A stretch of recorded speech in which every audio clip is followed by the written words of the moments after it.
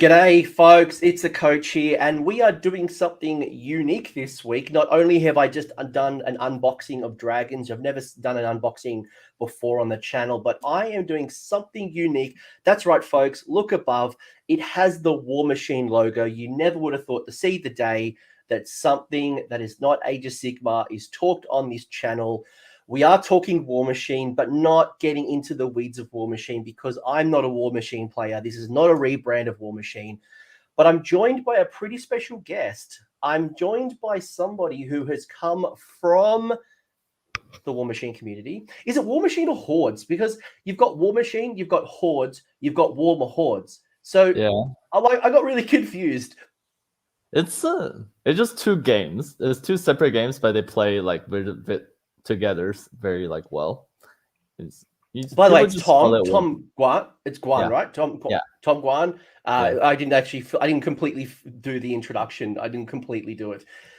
But before we get into the good juicy stuff, like, this is not Tom has just didn't come over and like he's played one game of Age of Sigmar. He's gone in and he's kicked some serious backside. You came 8th at the Warhammer Open at Austin. You came 5th at SoCal Open, 9th at US Open New Orleans. You did 7th at Old Town Throwdown 2.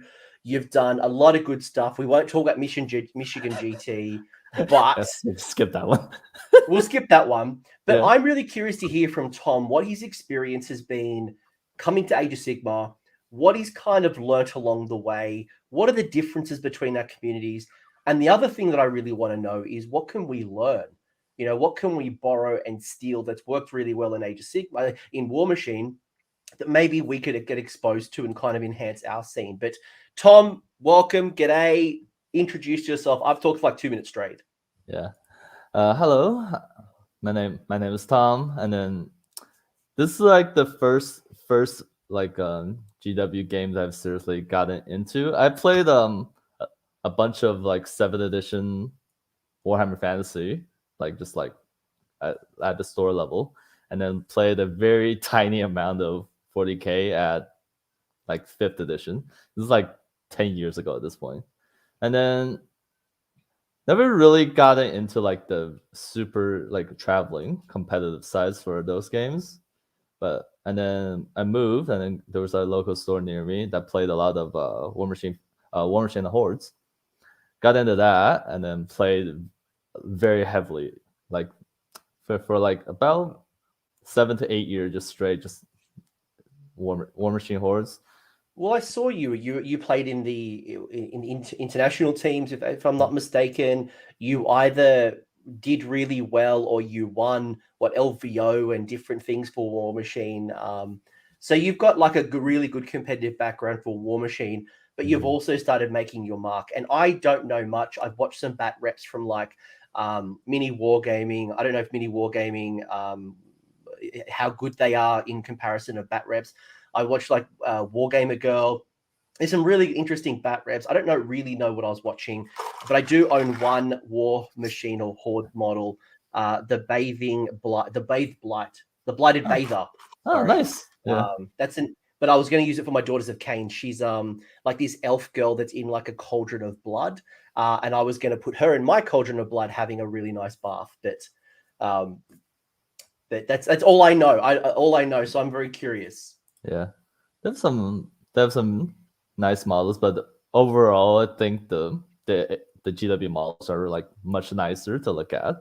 That's like one of the first thing and you notice when you go from playing War Machine to AOS. It just the modeling side is not like very comparable. Like you see a lot of beautiful dioramas or people's display boards, and then like just models painted to a very nice, like very high level in AOS. There's some nicely painted stuff in War Machine as well, but you're not super incentivized to paint like. And by the way, we're not going to be rubbishing on either side. Like, I'm not here to talk about and get on my little high horse on how, Warhammer is amazing. Like, if Tom says things like that, good on him. But I'm not here to say, like, I'm looking at this and, there's a metal model. I don't know if this was an event model, I believe. So Yeah. I don't know how that compares with just your generic kits. but I'm really interested not just on the models, but the gaming. Like I saw some really interesting things, and it's very, very different world for us. But I want to kind of understand a little bit, like, give me the elevator pitch, because there's going to be a lot of people who are watching this and they have no experience to War Machine or Hordes or Warmer Hordes. Is it just mashing the two like Age of Sigmar and 40k together, or is it, like what's the dealio? Tell me like a very high level what War Machine's all about. From a very simple level, it's just built to play at a competitive level. Like when I like first started, like people are like using the clock, and then you learn to do some time management stuff, and then you from the start you're trying to be a competitive play. Or it might be that might just be my story, but that's what I from my learning experience. It's just people really want to win, and then you do what you can to try to come up with like good lists and good play, and then you learn all the stuff that come with along with it, like a lot of precision measurement. You try to make sure you give people time to respond with their like things, and then just stuff like that. I would say it's just like it's very focused on the competitive aspect, maybe a little too much, but that's what I would say. The thing about War Machine and Horde is very, the rules are very well written for that, and then there's like a lot of advantages to playing it that way, but it can be very daunting to get into it. So it is a very competitive focused game. So you're not playing narratives and stories to explore the realms of War Machine or Hordes. It's there are some, but I would say from my experience, it's mostly just a competitive game. Yeah. Cool. And like if we were to play and I came to the store, how many, like what's the average size, I guess, models, table size, time that we would allocate to play the game? Really give me that experience of like what it's like. Going to a store, I would say you expect about around like 2 to 2.5 hours for like a game, and then people normally have like clocks where each side will get an hour, and then you have like 30 minutes to talk about like here's what models I brought, and then like normally people will have 2 different lists, and then my practice for like I would drop this, and then you drop this, and then you play it out, and then yeah, like that basically. And is the board size the traditional 6x4, or is it more of the size what we're playing on now, which is that 44 to 60 kind of like how is it? Is it smaller? Is it bigger? Like what's the table size?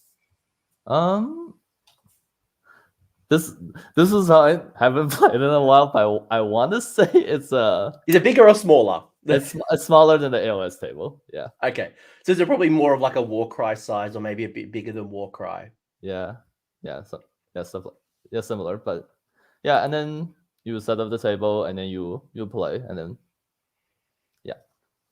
Cool. No, I'm just trying to paint the picture for someone who hasn't actually seen or played or checked out a bat rep. And you said some interesting things that I want to unpack a little bit later. And I'll call out Matthew saying that you were one of the best and gracious players for both Age of Sigmar and War Machine. So I don't know how much you paid Matthew, or good friend, but it sounds like I've got a great person. Everyone who heard that I was doing this interview was very interested and said nothing but praise to you. But I noticed when I was watching some of those battle reports, there was a couple of things that I noticed. One, the terrain was either you had two-dimensional terrain, or you had three-dimensional. So there was a bit of a mix. I saw houses, and I was like a dog went into attack and went through the house. Or I don't know if they had to measure around it for the battle report. They just kind of speeded it up. It seemed a bit like 40k, where there was less maybe models on the table. I didn't feel like there was hordes. It was more, I don't know, like I didn't see too many big monsters, but at the same time, it wasn't like 40 goblins, 60 goblins, these blocks. Like it was this kind of middle ground. I don't know if that's just happened to be the battle reports that I picked, or that's kind of consistent in the meta. It's I would say it's a mix. You have like an average list have around like maybe 2 to 3 like 10-man units. You have some what they call it as solos, or just like powerful characters, or just like what they call warjacks, which is like big robots or war beasts. Yeah, I saw some of those Warjack things. Yeah, yeah. They have those, and then I would say just like a mix between a skirmish and like an army game. Yeah. Yeah. I didn't feel like it was huge like Warhammer Fantasy Battles. I didn't Mm. feel it was like 40K where it's like, lots of dreadnoughts and tanks and, really big. I didn't see like Nagashas. I didn't see these like larger than life heroes. Yeah, it's a good mix. But it also wasn't like as small as Warcry. It was like this weird middle ground. Yeah, it's a good mix. And then terrain, where it had like a shift. Or before, I would say like in Mark II or War Machine, there was like mostly just like where you see like those 3D terrains. But then like as it progressed to Mark III, where the demand, I would say, for precision measuring has gone up, so people started making like 2-dimension terrain, because the issue where people had in the 3-dimension terrain was just like models would like fall over, and then like you couldn't like really accurately measure like how like I charged 7 inches, and then you have to bend your tape measure to like go down and that way. But playing with the 2-dimension terrain really lets you like put down like a measuring stick, like here's 7, and then you charge this far, and you just like, I would say you definitely lose some aspect of the draw of playing a minis game, because you don't see these like awesome like cool buildings and stuff, but like it's like the price they paid for like having really clean measuring. 2 things. First off, I'm being told, is it Ticum saying it's a 4x4 for War Machines is the table size. Right. Cool. Yeah. I'm more just painting the picture for someone who doesn't know what War Machine is. It big? Is it small? Is it tiny? And then Crafter Theo mentioning that it's about approximately 500 points of Age of Sigmar, but some models, armies have lots of models, some don't. And again, it's just for me to paint the picture. Obviously, it's not exactly that comparison. But it's interesting, right? Because Age of Sigmar, you're right. When I hear about War Machine and Hordes and Warmer Hordes, and I hear about precision measuring, it's very, very tight, almost to the point of chess. It's very, very niche kind of movement. And AOS is very laxed with its movement, and it's pro and a con, right? We are very relaxed. We will take the extra half an inch. We will not move appropriately. And we could go down precision movement, but how long would the game go if we did apply the same type of principles of having to pile in, measure the exact pile in for each and every model? And I know one of the things that we were talking about offline that I want to talk about later is the interactivity that Age of Sigmar has, while it seems like War Machine is certainly that you go, I go. When you go, there's not a lot of interactivity. Even, I think, correct me if I'm wrong, there's no armor saves. There's like a hit and the wound roll, or there's like a save roll. Like there's a toughness roll or something, or so you mark there's a hit, and then there's like damage, and then if you have multiple wounds, the whoever got damaged would mark the wounds, and then some infantry models would have like a war save. Basically, on the 5+, they don't die, but then like they fall, they get knocked down. Yeah, I was watching the dice tray. I think it was like Wargamer Girl, and they were rolling dice, and I reckon there was less than 10 dice being rolled in every interaction, which was really odd. Like, it was just like using these massive, like almost like 20 millimeter dice. They were massive, but you and I both played Daughters of Khaine, right? We're rolling hordes of dice like this. That just didn't seem to happen. No, but I would say, like, if you completely trust your opponent, and then you're playing like say I used to play Kriegs, which is primarily infantry models. Like, on your opponent's turn, you really didn't have to be there. Almost like there's nothing besides thinking about what you could do, and then and then besides that, there's really nothing else. Like, you can think about your next turn, but you don't really have to be on the table to do that sometimes. And then you can just do something. Like, I would like normally to look at my phone and play some phone games. But yeah, there's not much you have to keep track of if you just trust your opponent, really. Right. Okay. So because I guess Age of Sigmar 3 especially, and I want to find out from you how you kind of crossed the line. Is there is now probably third edition even more so. You've got the interactivity, so not just the priority role of just trying to work out, do I be offensive or defensive? I've got a plan for both. But even now, what's my heroic action at the start of my hero phase? What am I doing for, do I do rally? Do I do a redeploy? Do I do all that attack, all that defense? What am I doing in my army that's happening in your turn? And I think that's probably one of the challenges that I found with the idea of chess clocks in Age of Sigmar is at what time do you hit the chess clock? When I do like Warhammer Fantasy, right? I play Warhammer Fantasy and it's very much in my turn. It is really my turn. There's not a lot that you do in my turn that allows me to apply my strategy, and I can hit the clock, start, hit the clock, it's finished. So yeah, that's just for me. Like, there's some of the observations I've noticed. Yeah, I would say it's true because, like, especially redeploy, it gets really awkward at chess clock. Like things are all around, like your opponent's army is on objectives, and then you start moving to contest them or like try to set up for charges. On the chess clock, you have to move your thing, tap it over, and then they will have to tap it over if they don't want to redeploy, and then you have to remember to switch back, like depending on whose time it is. And that was already a problem of people forgetting to tap their clock back in War Machine. Like, even just for there's not even that many things you have to switch your clock over on your opponent's turn, and there was still like sometimes issues, and even in like games played by people that have played the game a lot. So it would definitely be a problem in AOS. So you're just like, I do want to ask you about that because there's a couple of things. First, the double list format, and I heard from tournaments, or maybe it was somebody else talking, that when you go to tournaments, you often have multiple lists, and then the opponent picks the list that you will. So we get to choose between the two, but it's not me choosing what list I face against Tom, but rather Tom gets to choose my list, and equally I get to choose Tom's list. Which that's a common thing, right? Well, it's Or not? It's more like we show up the table. You have your two lists, and then Yep. and then I have my two lists, and then we would like look at them. We would look at each other's list, and then we would think, and then we would both put down a list that we will play on the table, and then we like reveal them simultaneously. I imagine you turned your camera off to show me the secrets of your list, so you didn't want to show. You want to like a bit of a secret reveal. No, it says my browser's lost connection to the camera. All good.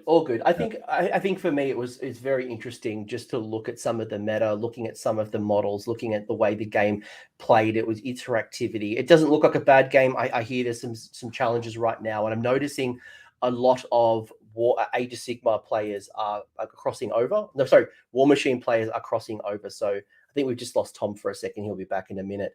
But I'll bring up a photo actually. Here's a picture of Tom playing War Machine, and you look at it, it's truly fascinating. Like, when you look at that, it doesn't look too much unfamiliar of what we would play. It's probably a little bit denser. So it's lighter on terrain. It does look thematical, which I think is really fascinating. It looks like a big skirmish, at least in the middle of the board. And again, this was 2015, so I don't know if this kind of Mark 1 or Mark 2. Here he comes. He's back. Tom's back. He's coming back in a second. But anyway, yeah, like it's fascinating to see what this all looks like and just how our games are different. I think ultimately we do have different games and what we learn and what we pick up from each other. Here we go. There's a winning picture. I'll add him back to the stream. Hello. Tom, can you hear us? Yes. Hello. All right. Yeah. No, we lost him again. It's all good. The things are the live stream. So I can see Raymond was talking. Ramon Raymond was saying that he was bugging. He's bugging about chess clocks, and I think chess clocks are fascinating when we think about Age of Sigmar, especially because of that interactivity, and especially because when do you apply the chess clock? When don't you apply the chess clock? Do I hit the chess clock during armor saves? Do I do it during each of the thinking phases and things like that? So absolutely fascinating. Theo's mentioning, is kill the caster easy to win? I remember the curveball hella brutal for beginners. I did hear that. I did hear a lot about the fact that with War Machine, especially because that community has gotten, I don't want to say insular is not the right word. Like it's evolved over time, over the 3 generations. I think it calls Mark 1, Mark 2, Mark 3, which is just edition 1, edition 2, and edition 3. But you've got that refined skill and refined knowledge as you're building up your War Machine. I think one of the things that I've heard, at least, is the barrier to entry into War Machine is a little bit harder because of that skill level, because of that competitiveness. Just making sure. But if I can see a few people here talking about. All right, Tom, are you back? Yeah, I don't know why my camera's not off. Can you hear me? Yeah, I can hear you. We're all good. Everyone can hear you now. We're all good. Well, we've lost him again. What's going on? I don't know what's going on with Tom. What else have we got in the chat? Hands down, one of the most technically difficult to deal with out of my opponents. And I think that's kind of what I want to hear from Tom in a minute when he jumps back up. When he jumps on, I'm just going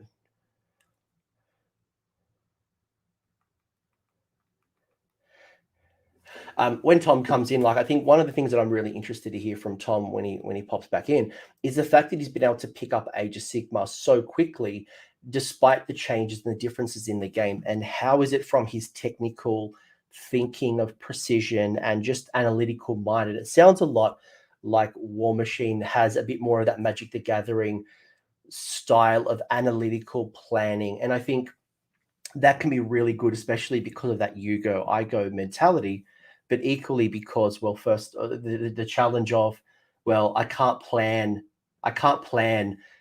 too far ahead, because if I lose that priority role, if something happens from that interactivity, well, then how do I handle that? And I've gotten too far ahead of myself, which is one of the challenges, at least coming from Warhammer Fantasy as well, because you don't have the you go, I go, you go, I go. And he's back. I think it's a Chrome issue. I have to switch browsers for that. So. We're back. We're all good. I was just talking a little bit about some of the challenges and some of the differences of jumping between a game that is you go, I go, you go, I go, and obviously having chess clocks and things like that, to one that's more dynamic. So, I think it was Ramon mentioning that, you're hands down one of the most tactically difficult to deal with out of all of his opponents. And I think you guys recently played at one of the Warhammer Opens. Yeah, we play in the finals or not the finals. We play in the 4-0 bracket in the last game in the SoCal Open, which was, I think, a month ago at this point. Yeah. All right, now that you're back, let's get into the meat and the potatoes. So, What drew you to Age of Sigmar? What made you finally cross the line from War Machine into Age of Sigmar? So it's a pretty funny story. So there was pandemic from the past 2 years, and then which one was that? I didn't notice that. By the way, James Morehouse, I'm going to call him out because he's not only an awesome Australian dude who you might know, because I know you lived in Australia for a little bit. And obviously, you both probably played War Machine at the same time.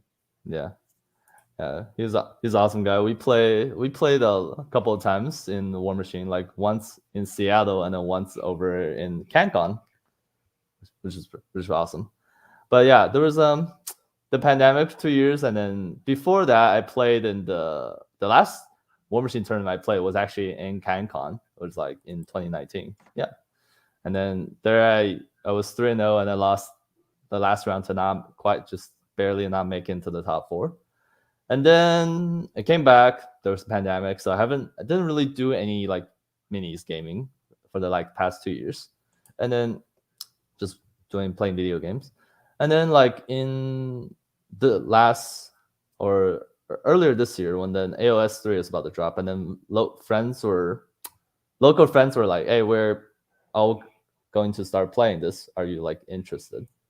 Because at that point there wasn't really much of a big what's it called, War Machine meta in where I was living, and then there was like choices. I could go either play 40K, or like AOS, or there's some other game. Marvel Crisis Protocol. Was some decent following in my area, so it was like choosing between. But then like these friends I haven't like really connected with after moving back to California wanted to play AOS, so I figured I'd give it a go. And then, which was pretty funny because and then we started picking factions, and then they just told me to just pick something you like, because it usually works out better for me that way, to not get like at the beginning anyways, to not pick something based on power level, because at the beginning you're not very good at the game. So even let's say I picked the most powerful faction in the beginning, I would probably still have lost a couple of games, and then maybe get like a very like disgruntled feeling, like maybe it's try to blame like the fault, is it the faction or me? So I look on the GW site and then look around, and it's like I really like how Olander looks, and then like the black coach looks really cool. So the first thing I picked for our AOS 3rd edition league was Nighthaunt. And then you found I didn't actually know that Nighthaunt was your first army. Yeah. Quick one from Little Marathi. When did you start playing? I've only really noticed your scores over the last 3 months. That's about when I started playing, August. Yeah. We played a bit of Nighthaunt, and just like we started playing like on Sundays every week, and then played some Nighthaunt, had some decent games where like my friend plays Sylvaneth, and then the friend that I like played a long time is playing Heathen Knights. So we were just kind of doing that, and then the friend we play at the house played like Magikins. So we were just playing amongst ourselves, and it was pretty.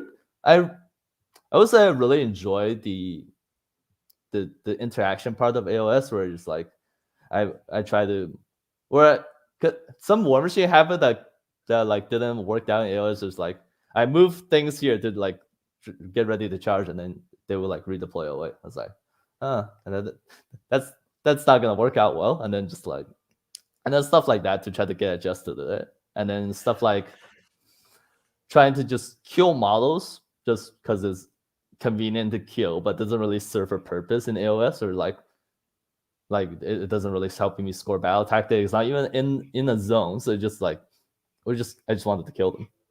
Because War Machine has a lot of killing first as a priority, right? It's like attritioning, basically. Like in War Machine, because there's not like a set amount, at least when I play, there's not like a set amount of turns it goes to. So if you just eventually grounded out your opponent, you will just win.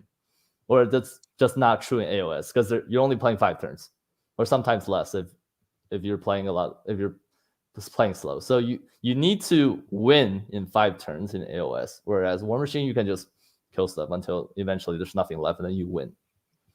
Because I've heard that from a competitive sense, and that there's a lot of building to kill in turn 1, turn 2, table as quick as possible, and then that's the victory condition. While Age of Sigmar, yes, while killing your opponent makes it harder, if you keep racking up those victory points and you're still able to score off your battle tactics, and you've still got cards to play, even if you've got a small amount of models, you're not completely out of the game. While, as you mentioned, through the attrition, it becomes just too hard to come back.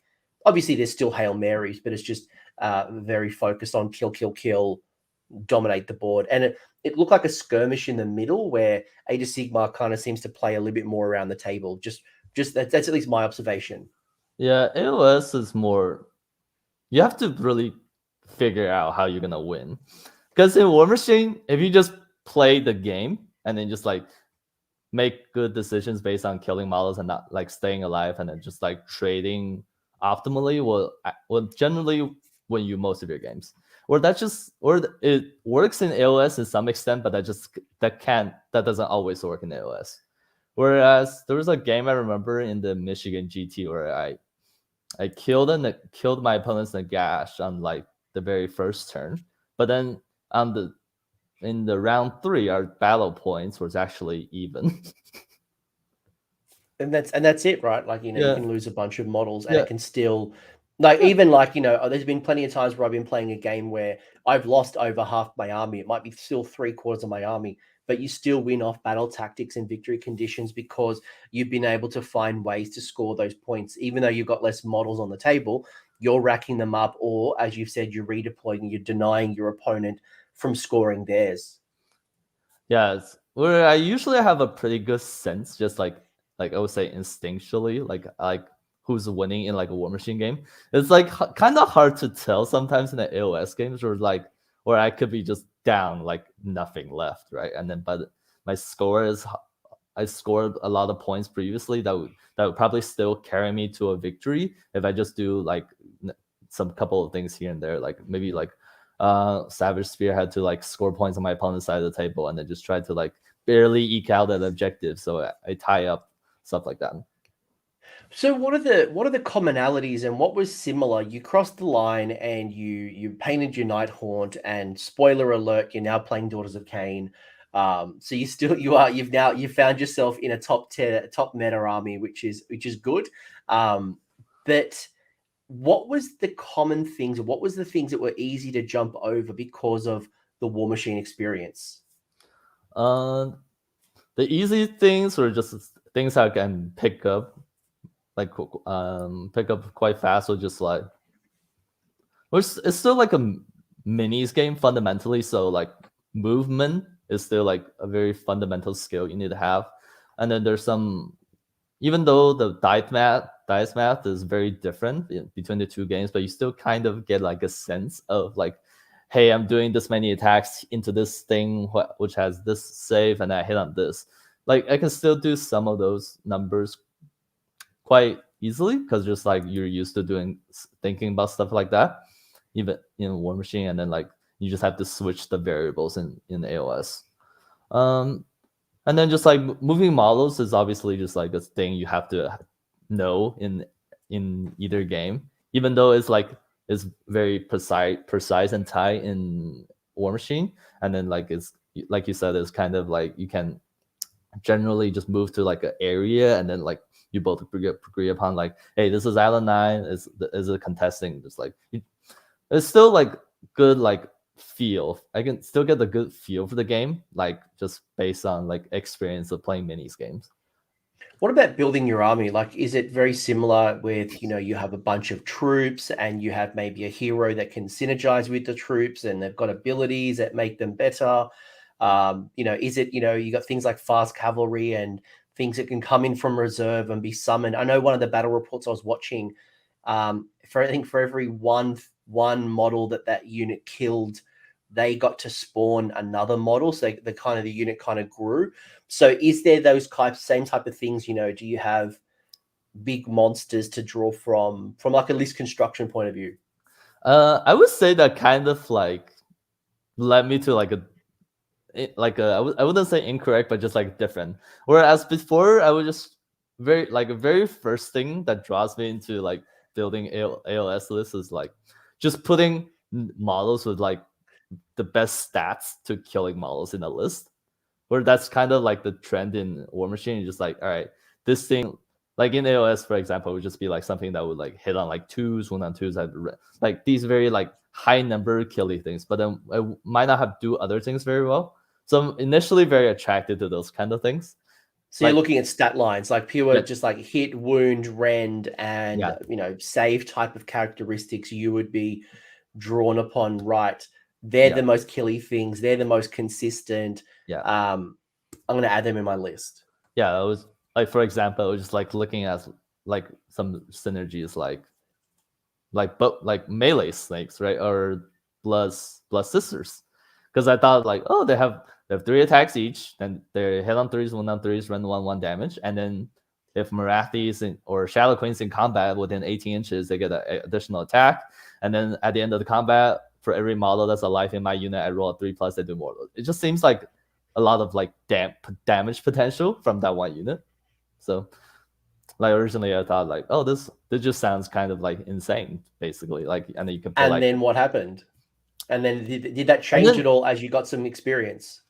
And then what happened was play some games where it's just like, all right, I moved to like an area where I tried to like do like a charge, but then like my opponent would like redeploy away, and then like they would like So like the thing I want to attack moved away, and then they could like flank me with like other things.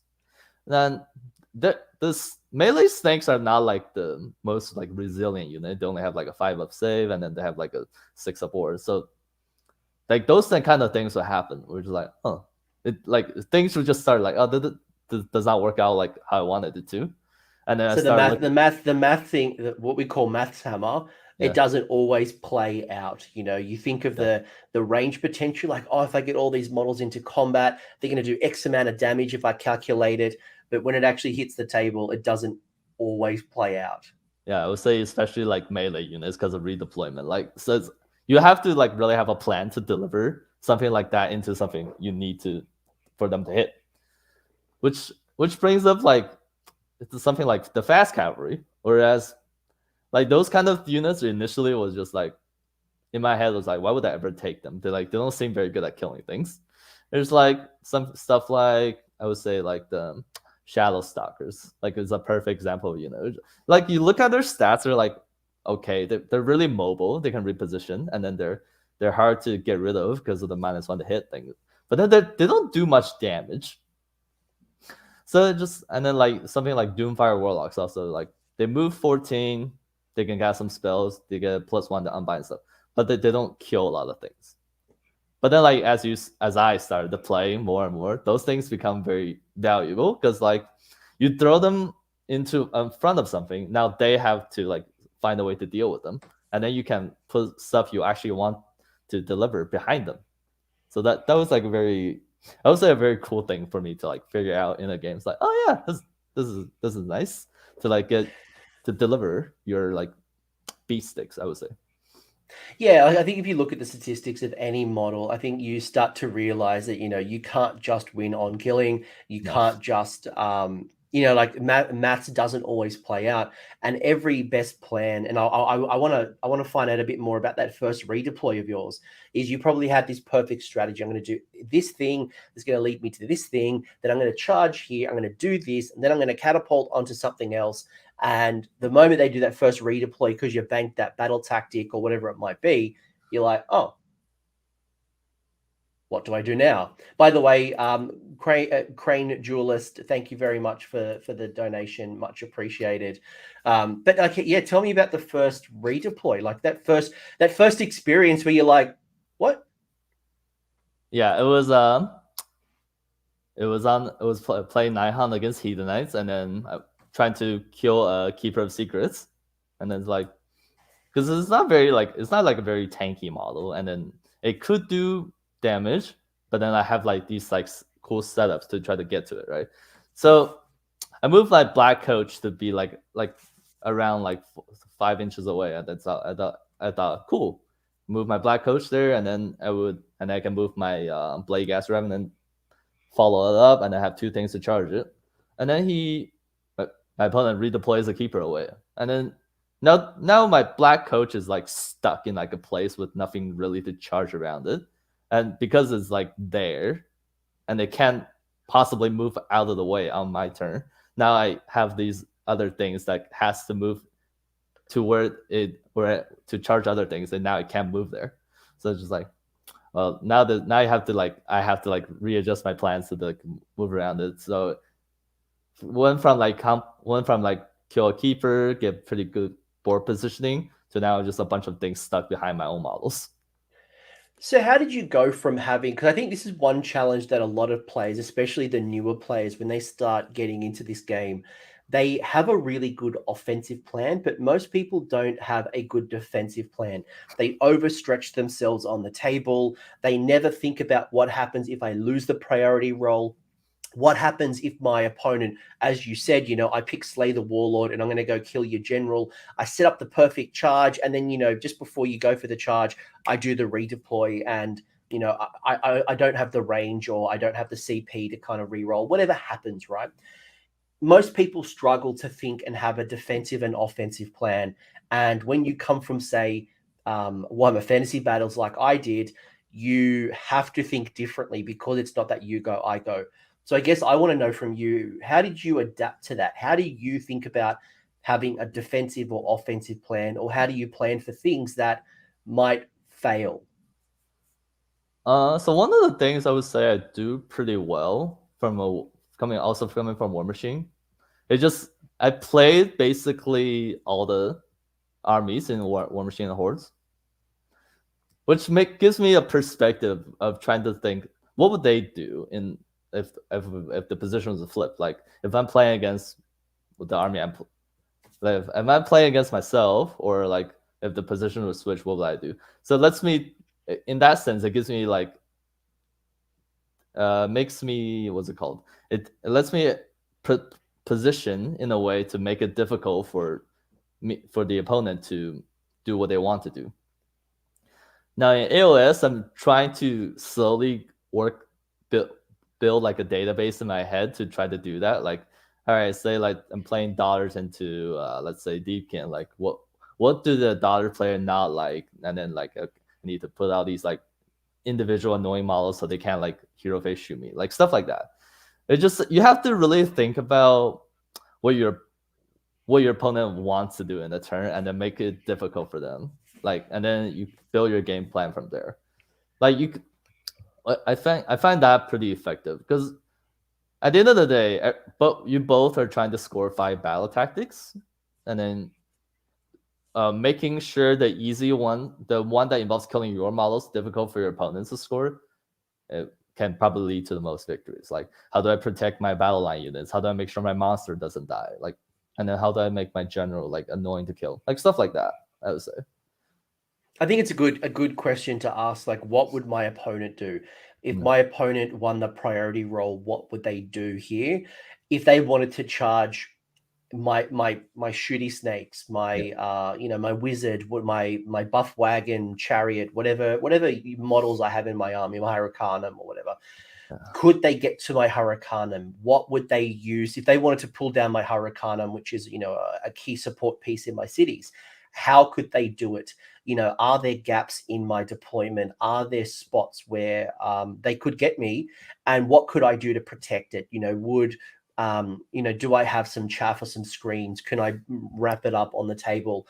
Is there things that, when I deploy, if I did a video earlier this year, and I said, some of the questions you want to ask your opponent, like what's your threat range and things like that. And often, I might have 12 inches to deploy on the table, but sometimes the best decision is not to deploy on the line and then just run up the board. It could be to deploy on 4 inches or 5 inches from the back, so that if they went first, they couldn't charge you in turn 1. Their shooty units are out of range turn 1. So you deny them one of those options. Yeah, that's the one of the things I find really cool about AOS compared to War Machine. It's just like deployment, actually.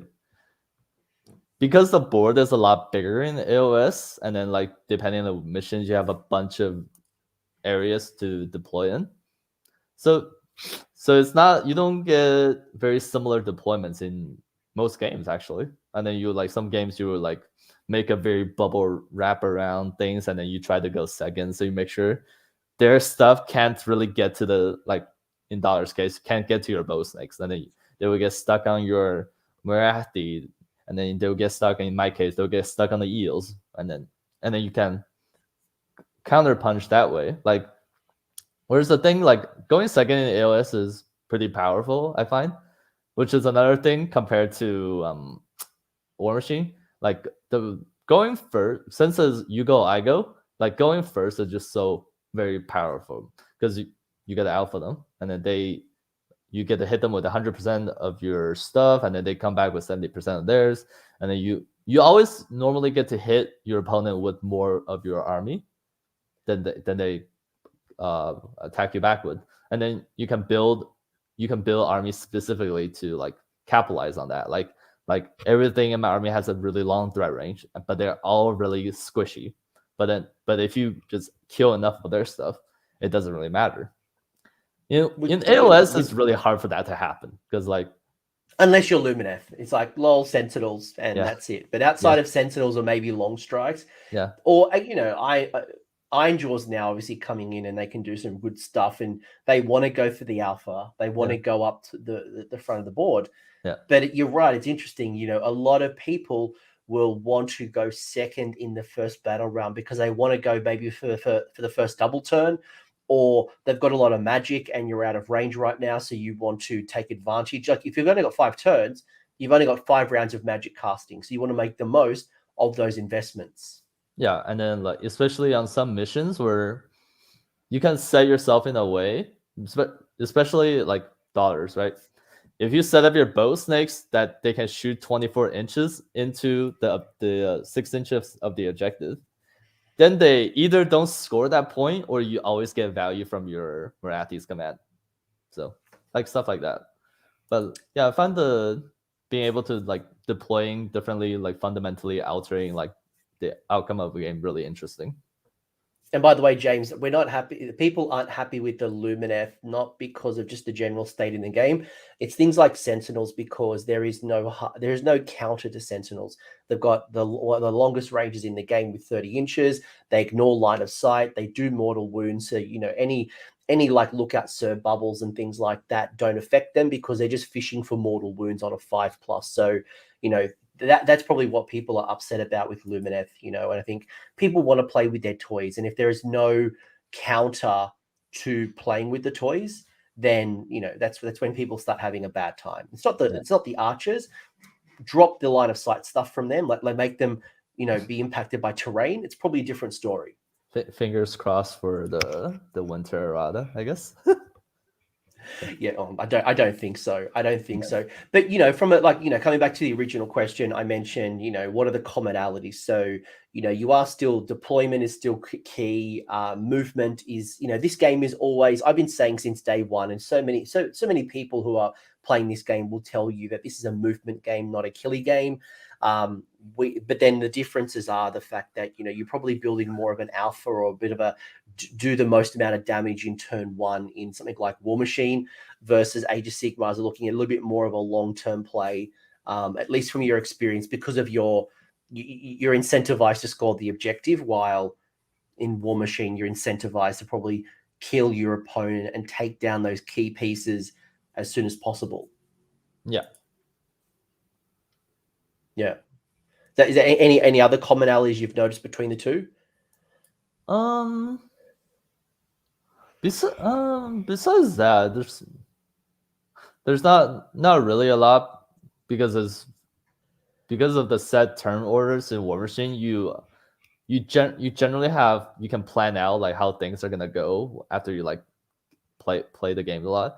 Whereas in AOS, you kind of have an idea, but you can't really like know what's gonna happen for sure. Like I go and then they double me, what's gonna happen? And then there's like a lot more like variables in the AOS game, which So people don't. Yeah, sorry. I was gonna say, just talk to me about your thinking pattern. So like get me into the mindset of Thomas when he played War Machine. So you built a force and you're thinking about power projection early on. I want to do as much damage as early as possible so that my opponent can't hit me. By the way, how do I go first or go second? Is it a dice roll off? It's a dice roll. It's a dice roll. Okay. Yeah. After you both deploy, you roll a dice. Whoever rolls higher on that roll picks. Yeah. And is deployment similar to like Age of Sigmar? Like you go, I go. Can I drop? Is there battalions and things like that to reduce the amount of drops, or is it? How does that even work? No, you just deploy everything, and then like they deploy everything.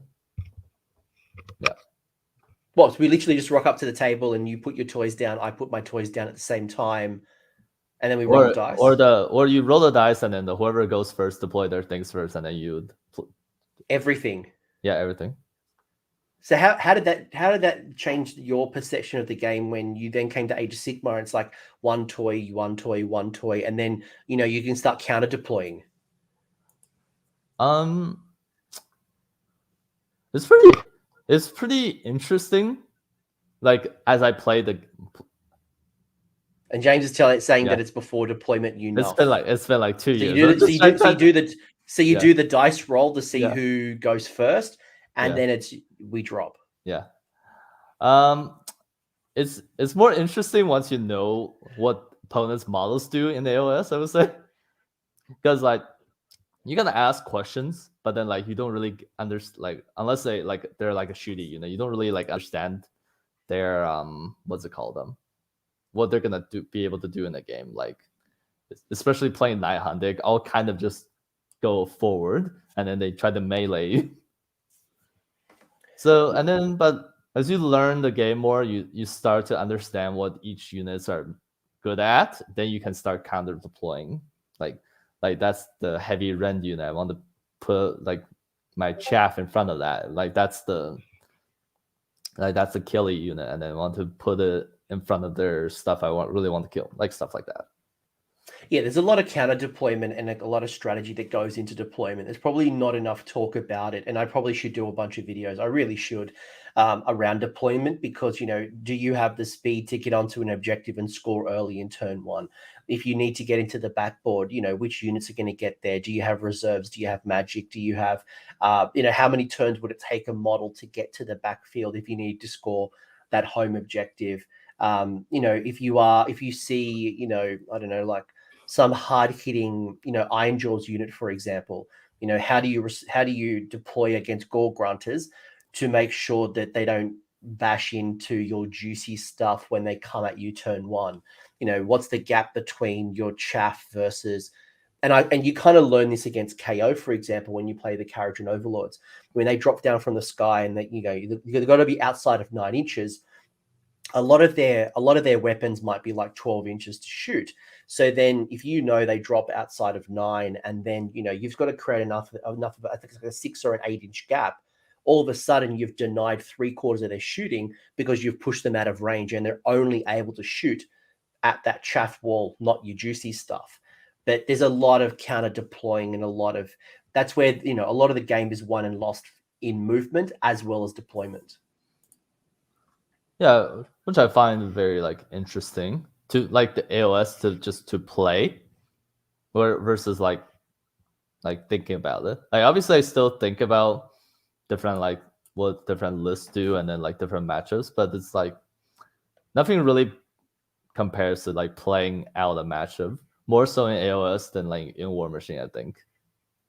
How many games would you play at an event? You obviously did well at LVO.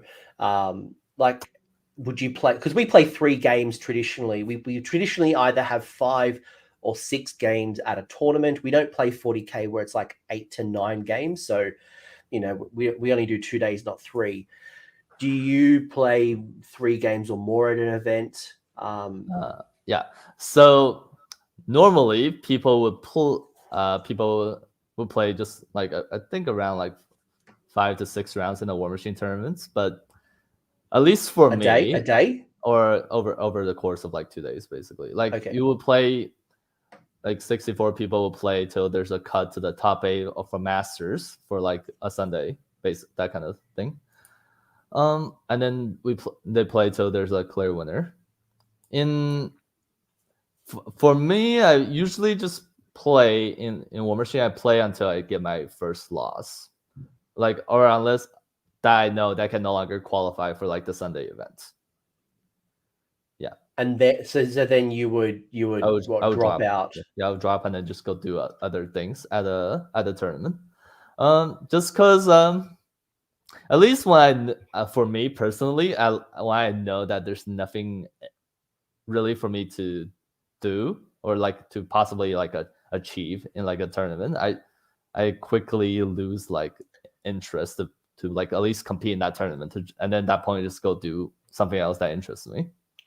Because I noticed that when I was at Adepticon in 2019, is that because it was 6 rounds and I think a good 10 players dropped. So Adepticon was 240 odd players or 220 players when we got playing.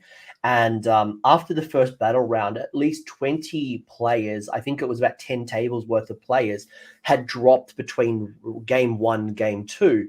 And that obviously came down to the fact that, one, when you're at a convention, there's lots of things you can do. And they obviously felt that by losing their first game, they ultimately couldn't win the tournament. So why bother continuing?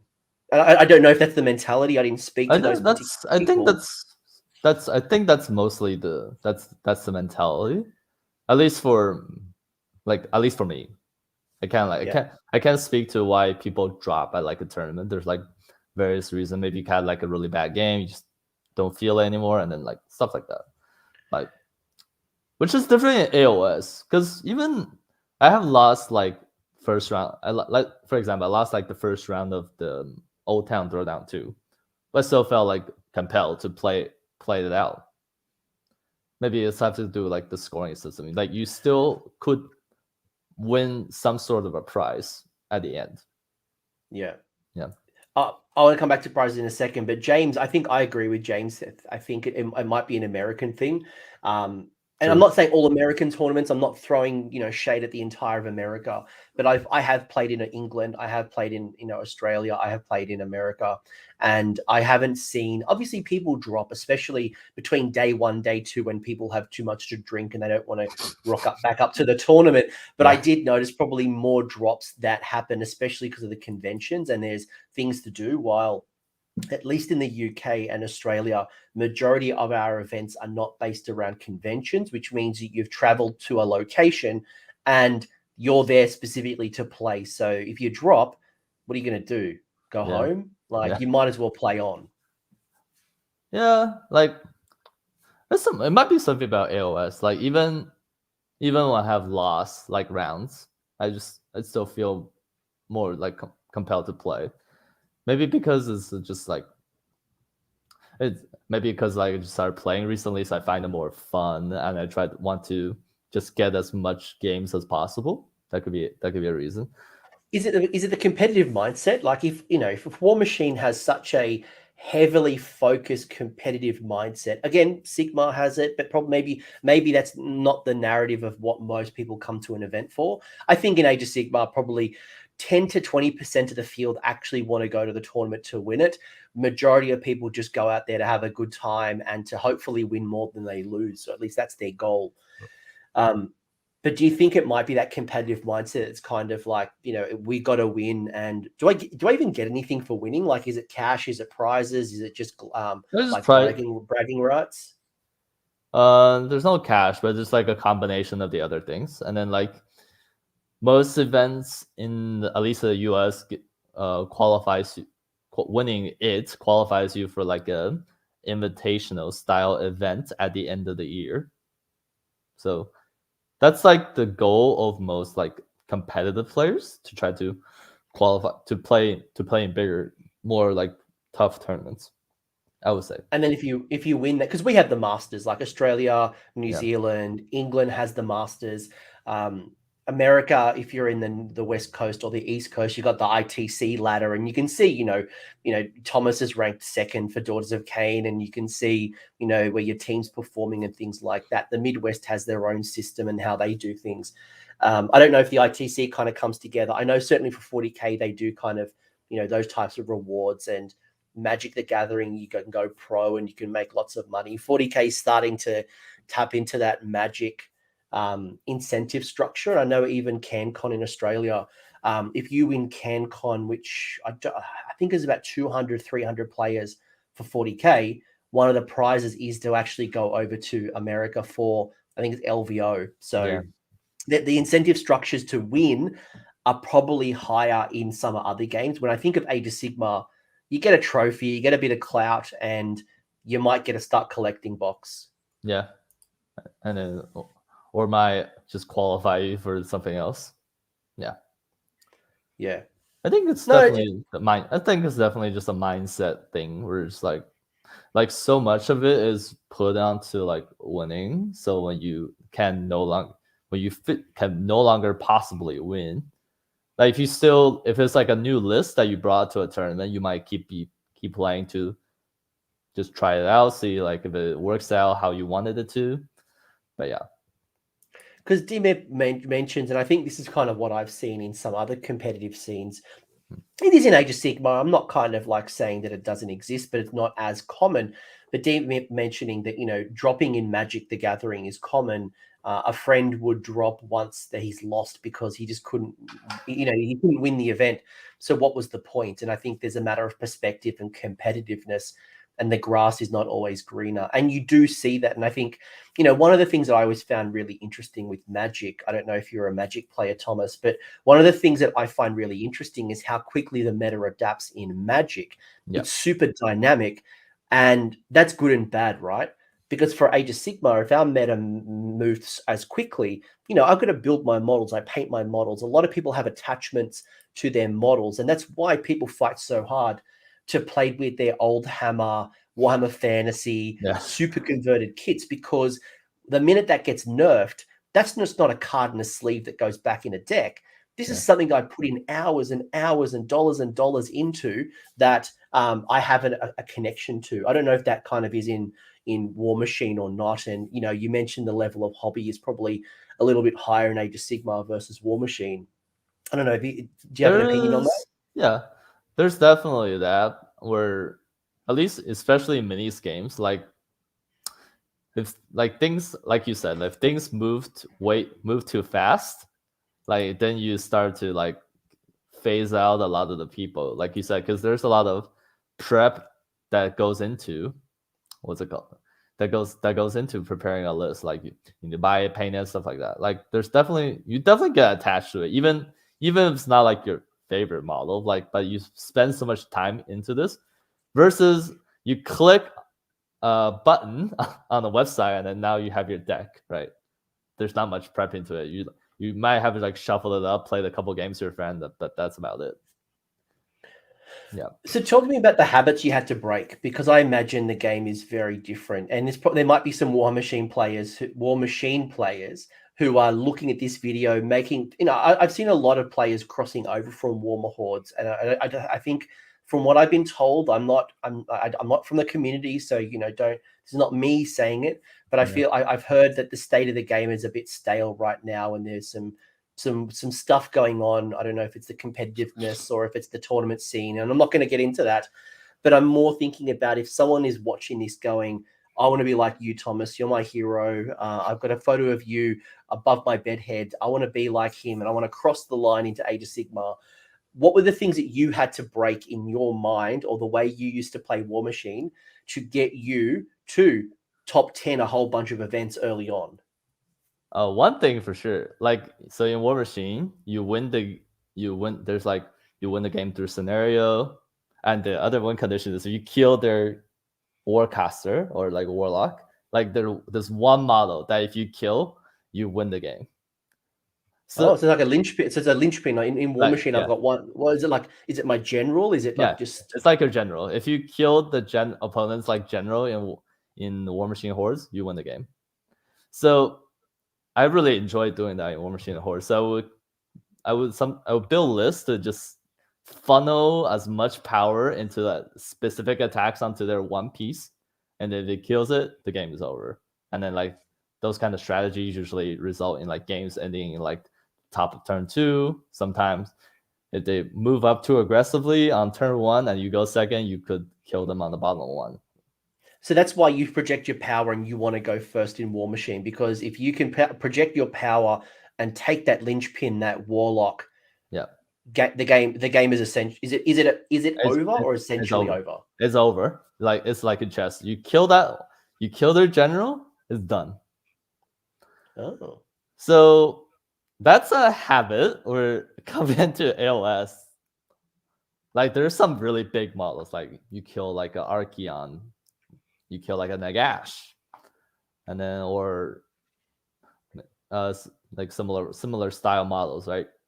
The game could be seen as over, but it's you still play out because your opponent still has like half of the army left, and then you probably committed a lot of resources to kill their like one big piece in this, and then which could have exposed you to like their counterattack, and then like if they double you afterward, they could go really bad. So did you find early on that you went for like the Nagashes, the Archaons, the big centerpieces, thinking that the linchpin, that it would be the same kind of thing? Yeah, and then I still do, and then it doesn't end well sometimes. Like if I kill like a Maw Crusher, and I feel really good, even though it might not have. Even though if someone else looks at the game, probably doesn't think that way, but in my head, when I kill like a big model, I feel like it's going really well for me. Even And though has that burnt you? Has that actually burnt you? Like, oh, cool, I've taken down that big monster, that I don't know, Vampire Lord on Terra Stone, and like, cool, I can kind of cruise to victory now, and then it kind of burns you. yes, and that I can imagine that's a big trap. Like, like, oh, cool, the key threat's gone. yeah. I can just, rack up the victory points, and this not this easy win, but it's not going to nearly be as yeah. Yeah. Well, one example I will always remember is just Mhm. like my first game at Old Town. Is like there's a Vangorian Lord, and this was back when Marathi's hard render, so rend 1.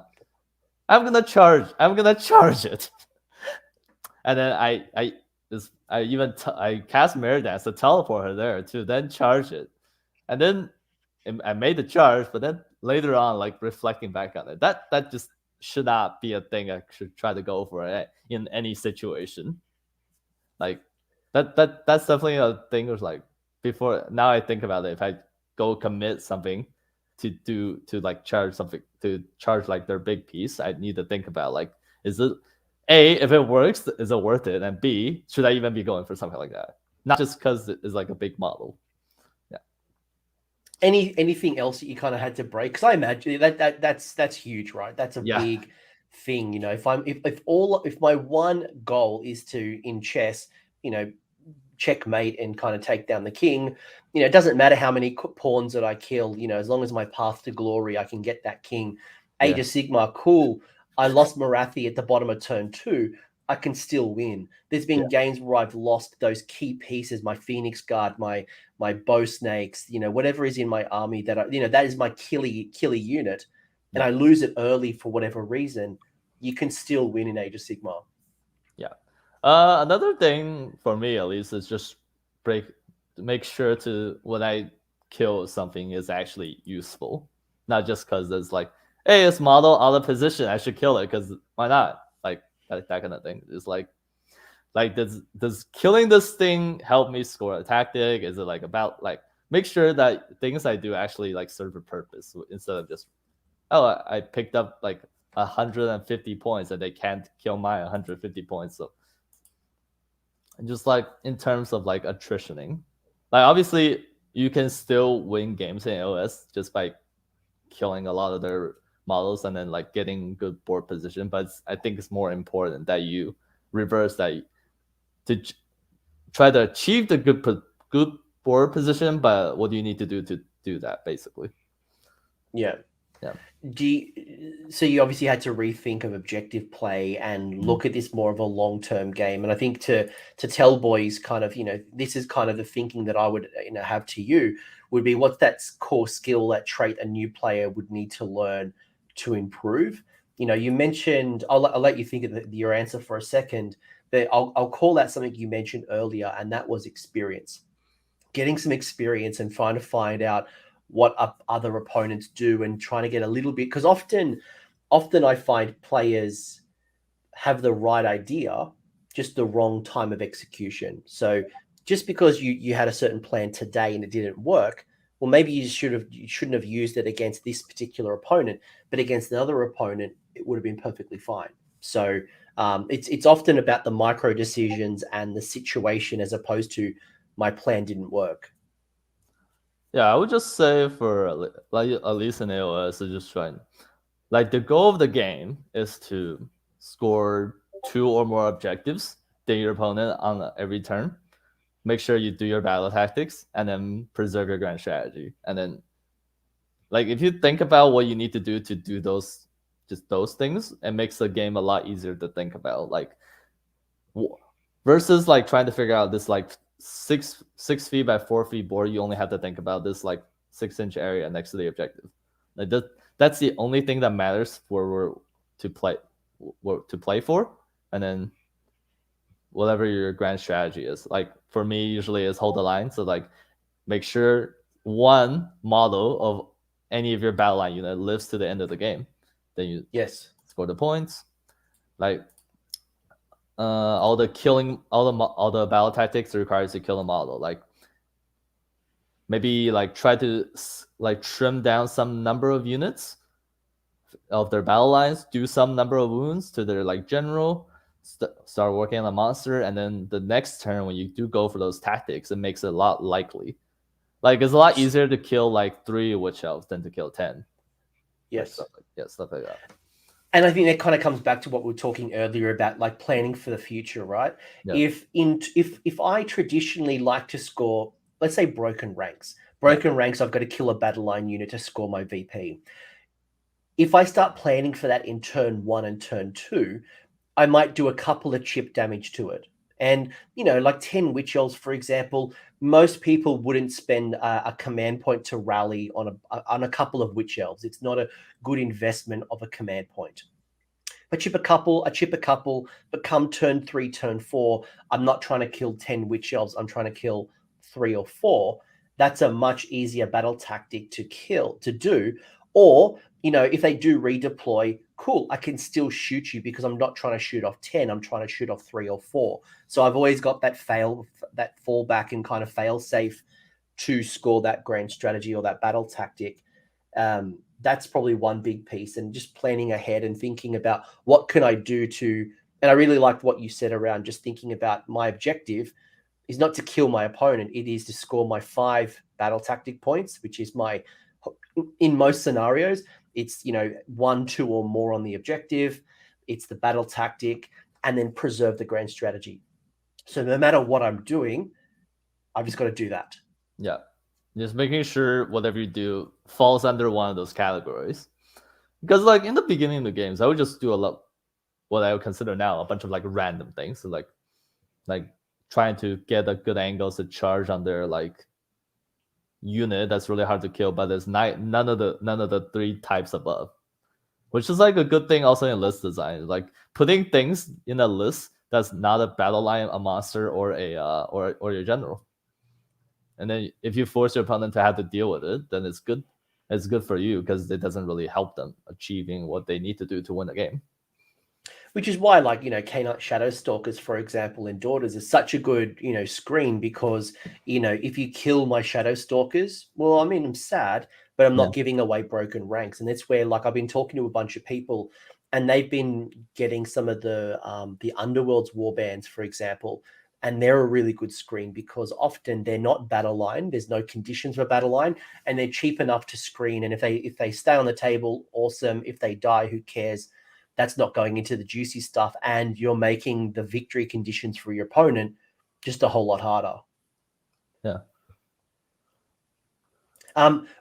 Rank 1 was mentioning, and this was one of the things that I had heard, was that the War Machine community has gotten smaller and smaller, and the competitive scene seems to just gotten insular because there's not a lot of new blood coming in. Was that kind of one of the reasons that got you to jump across the line as well? Just it became harder to get games?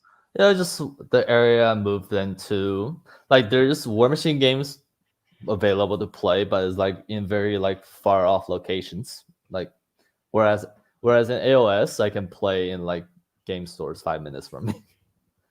So and then another thing, just like I want one of the big reasons to play these games is like the friends you make along the way, and then like all the friends that I used to play War Machine with now plays either AOS, Marvel, or like just other things. So I'm more incentivized to do one of those activities to just like spend time with my friends. Yeah, and Games Workshop's always been good to bring in new blood. Like the whole store model. Like I've read the store's manual, not by a store. I actually found a copy of it online. And the whole model is about building up a new community, get people up to a level of being sufficient, and then like let them go on their merry ways. They'll go to their game stores, they'll set up clubs, but they're all a recruitment center. A couple of things that I want to ask you kind of to wrap things up. And there's some really interesting things that I've heard from you from going from War Machine to Age of Sigmar, and I think a lot of insights for anyone who might be looking to jump over and cross the line and play Age of Sigmar. There's a lot of commonality, much like jumping to 40k from Sigmar. There's little differences, when you do your magic versus in 40k, they have a psychic phase, and I think the psychic phase happens after movement. And the way the decisions kind of work in 40k versus Sigmar and the stratagems and all that stuff. We won't go into the weeds, but overall, there's a lot of commonality, but there's a lot of things like a lot of bad habits you've got to break, because the old world. I was looking at some old photos of Age of Sigma 1 when I very first came over, because I played Warhammer Fantasy Battles since 3rd edition. Rank and flank. Yeah. You wheel your army, then move it forward, and and I was looking at my first games of Age of Sigma, and I had my troops on movement trays, even though I had you could spread them out 1 inch for coherency. I still kind of moved them. It was really weird for me to move individual models, and you look back and you go, why did I do it? Like I've kind of learnt so much, and the way that what worked for you in one system doesn't always necessarily work in and that's true of 2nd edition, even for someone who's going from 2nd ed Age of Sigma to 3rd ed. What worked for you in the past doesn't necessarily work for you in the present, and that's a good thing, because the game is constantly evolving and we're constantly learning new things. Yeah. It's just like when stuff comes out that doesn't even work for your faction, but you still have to think about everything in your faction because there's new variables inserted into like the meta. So like now you have, because every book has a lot of different tools, like unit wise, to deal with different kinds of like problems, but like and just some are more applicable in the current. So whenever new things come out, you have to like go back and look at everything that you could take and see what's good in this current situation. Which is why you'll never see on my channel that I'll rubbish a unit or a faction, because right now faction A or model A is rubbish. It's not doing really well. But all it takes is a small shift in the meta. We stop playing in the Gurish Heartlands. Monster incentives aren't high. They change in the Winter FAQ save stacking, or they make one change. Horde armies can now have 10 reinforcement points, not 4 reinforcement points. And all of a sudden, the way that you look at the world is fundamentally different. So I think, it's why, play your models, have them, put them on the shelf. They can always come back. Don't worry about that. Yeah. But one thing I kind of really want to ask you is, what do you think the Age of Sigmar community, now that you've kind of been in our community for a few months now, and again, you've done really well in the tournament scene, what's some of the things that maybe you'd like to bring over from the War Machine, Warmer Hordes kind of community? The 2 lists, for example, would that be a good thing? I know you talked about chess clocks. Like, what is it that you've seen in the War Machine community and you've like, man, I wish Age of Sigmar had that? I think there's some games or just some armies styles wise they require more time to play. Let's say like Soul Blight Mares or any like Death on Death. Like we're just like that's gonna go to the time just because both those kind of armies are usually very tough to deal with and they stick around a lot.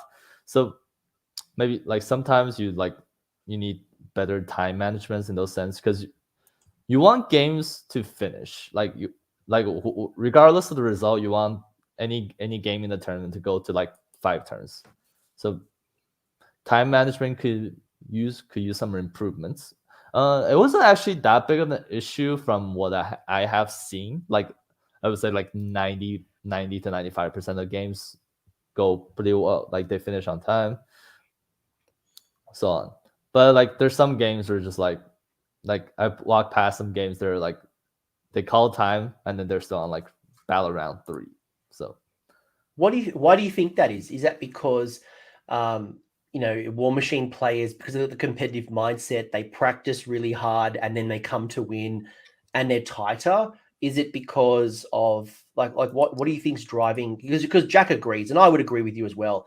There's been plenty of times where I've played, especially Horde armies, and I think with the introduction of heroic actions, command abilities that can happen in my turn, like I start moving and it's like, do you want to do a redeploy? Because I don't want to go too far in the game. I want to give you the opportunity to do a redeploy, but I can't then wait 5 minutes for you to work out, do I spend a CP? Do I have enough to do I want to do? If I do it, where am I going to move? And all of those micro decisions will add 30 minutes to an hour extra to the game if you're not tight. I think for those situations, or it's like, so games they always are gonna need both of you needs to maintain it. Like, so you just need to like come to the game, like have an understanding. It's like, hey, this is what I'm gonna do in these kind of situations. When I move things here, like if you want to redeploy, go ahead, and then I give you like maybe like a 15-30 second pause in some cases where if it's like a very tight situation, and then and then I move on to move my next things, and then and then sometimes you still run into situations where like I move my stuff here, and then they think, but they don't like indicate their thinking, and then you move on to other things. They're like, oh, I was thinking about redeploy. Then just talk, then just communicate. Like that's really the key of it. Just like, oh, I was thinking about redeploying this because of this, and it's like, then you, I would say most of the time my response is like, yeah, just go ahead and do it. Like, yes, wins are good, but you're still trying to, at least the goal is to like make sure to play like under like what's it called? Try to help your opponent make like good decisions, like, and then you try to play out from what they did. So, and then I always try to like be really clear with my intent and let people know in advance or like what I'm trying to do, so that I'm like, look, I'm about to move this model. You know, do you want to redeploy? So as I'm kind of moving my model, it's not like I finish the unit and then kind of, or what I've had as well is, you know, I start moving the second unit of models and like, oh, I wanted to redeploy. It's like, well, you know, just having clear communication gets you good outcomes. And I find that all of my games are finishing on time, but I think we can do a better job to fasten up. And hopefully, as we get more comfortable with the new rule set, we will get faster. But it's the intention of being quick and being clear on the decisions. Yeah, I would just also say like AOS games are just takes longer to play because there's a lot of moving parts. Like if you play in all phases of the game, right? Like a Dollar's Army, you have generally 3 to 4 spells to cast, and then they deny it, and then you have like things you do in the command phase with the double shoot or double fight command. You move things, they redeploy, and then you shoot, and there's a lot of like parts to manage. And then I wouldn't say people are like playing slow. I would just say people like need time to like adjust to like to a tournament, or like, because like in a store, right? In a store game, it doesn't really matter how long a game takes in the AOS. Or like you probably didn't plan to play 2 games a day in a store. Like I get to a store at noon, maybe I'll finish by like 4 or 5, and then that's like my whole afternoon. Like that's fine. Like that's cool, right? But then like when you go to a tournament, like other people's like need you to finish their game so the tournament can proceed forward. But like nobody's doing anything malicious. It doesn't cross their minds like, oh, I need to finish my games so that the event can proceed forward. Like it's a mindset. I whenever I hear chess clock discussions happening in Sigma, I don't think the intention is always deliberate for people to slow play to victory. I don't think I've ever seen someone try to slow down a game in order to, because they were up on victory points, but I was coming back. I've never seen that. I've never heard those stories. I think it's just the mindset of coming in and being very quick, being deliberate, knowing your rules, and if not, having something like AOS reminders or having your books. Or I've seen people have checklists like, you know, these are the 5 things I need to do in this phase. And I'll just like, if I forget, who cares? But at least if I do this, you know, it kind of keeps them on track. Yeah. And then I think rule reference is another thing that takes a lot of time. But the AOS is a complicated game, and then there's always going to be rules reference, because like some things are completely within, some things you don't have to be completely within, and it's like most rules have different triggering times, even though for similar abilities. So you need to check like some at the beginning of the combat phase, some of the during the combat phase, some of you like, it's just a lot of rules that you have to like know, but that's a lot of things to know, so people need to reference so you have a better like understanding. So and Jack said as well, you know, Jack from Rerolling once mentioning, you know, not everyone is a tournament player. And, you know, if we're talking about store games or we're playing at the club, like, you know, ignore what we've said. We're talking more from a competitive perspective. That, you know, it does take time for you to get to that point. We're not saying that you're a bad person, but, you know, sometimes if this is your first tournament or you're not, you know, skilled up, I think it was Ken mentioning, you know, casuals, you know, it can take like some armies like Lumineth Realm Lords can take like an hour, Yeah, half it's an like hour, 90 minutes to do one hero phase between the spells and the abilities and like the bubbles and like, even just the way that they're kind of set up in their little cloud formation. They're going to move very, very specifically. Like maybe leave the 160 goblins at home for your first tournament. Maybe don't bring the super magic army and just kind of build that muscle over time, as opposed to, oh, I love really Lumineth, I'm going to bring in this super. This is the internet list that I saw online. I'm going to run it, and I don't have. Yeah, you play a list with 4 wizard and tech lists, and then you have a shrine to get free command, and you have to cast 4 spells from your units. You have to check, and then you check the range for all of them, and then you have to pick your 4 spell for tech. Like even for experienced people, that takes a long time. And then that's what them knowing what they want to do. But if you add to the time, they're like, oh, I have like this many spells. Let's see which one's good. Then it goes forever. Yeah, it's just like. How have you found the 2-list format? Like, do you think we should adopt something like the 2-list format? I think because I've been to tournaments where they've done 2 lists, but I, as the player, get to choose which list that I play. I like the idea of my opponent choosing the list because I think it adds an interesting dance to the game. I haven't tried that, but that sounds very like fun. Like try it to go to one of those tournaments to try out. I think 2 lists would definitely help, but then some issue with 2 lists is like logistics, because AOS armies are often very large, and then they have a lot of big models. Like generally in a 2 list, at least for me in the War Machine, I try to build armies that do completely different things. Like we're talking about lists with like almost 0% crossover. So just like imagine, I don't know what the good faction of this. Like, so you'd pick 2 different factions. It's not like 2 different builds of your it would still be the same faction, but it would just be like one army is like a lot of melee recursion, and then my second list still the same faction, but it's a lot of shooting and then like the magic and the deny. I was just thinking like Lumineth, right? Like you bring your Techless, Spearman, what's it called? Sentinels list, and then your other list is like maybe like Wind Spirits, and then like maybe even like cows or something like that. Like models are like just you usually wouldn't bring to a 1 list format, but in 2 lists they opens up space. Like, hey, I'm playing against a faction that cannot crack my my Spirit of the Mountains because they can't get through Ren 2, ignoring Ren 2. So you bring this, but there's just a lot more models you have to bring, and then like stuff like logistics would definitely be a thing, especially in a game system where people are not used to normally bringing like two lists. Like the trays would just be ridiculous size. I've seen some interesting, and I've actually played in some Age of Sigmar events where they've had 5. So if it's a 2,000 point army, they'll let you have 500 points as a sideboard. So you have 1,500 points, which is set between the 2 lists, and 500 points of flex. But it's not like I have a pool of models like a summoning pool. It's like list A has these extra 500 points and list B has this 500 points. So so the list stays consistent. It's just that if I need more chaff, I could have this. I need more heroes. I've got an option that adds me an extra hero build here. It adds a bit more dynamic. I've seen a few.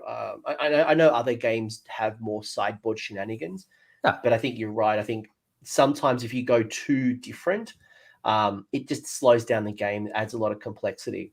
Yeah, and a lot of models. 2 lists, yes, it would be good, but it would take some very careful implementing, like to AOS to do it.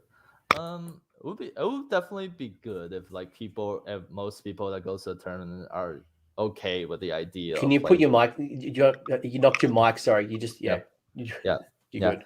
Yeah, if people are used to the idea of having 2 lists, then yes, then it's good. If it adds like too much needless complexity, then it probably needs to be like think about more. Like maybe something like a sideboard would be like a good start, and then stuff like that. Anything else from War Machine or Hordes that you would consider maybe that we could borrow or like would really work for us? maybe cool, maybe like cooler, not cooler, but like more terrain rules. Even though Warhammer Hordes like predominantly uses like 2D terrains now, but like terrains have really big impact from in the game. Like a small pieces of wall like can stop things from charging because they don't have like the Pathfinder rule, like stuff like that. So more terrain rules could be good. What does that mean? Pathfinder rule. What does that mean? That just like models without like Pathfinder in War Machine, like they can't like charge over walls. Okay, because we would just measure up, and if we're going to charge over a wall, we just go. But for you lot, it would stop a charge. If it doesn't have like the rules that lets it go past like flight, if it's like not incorporeal or have Pathfinder, stuff like that. So are there other terrain rules?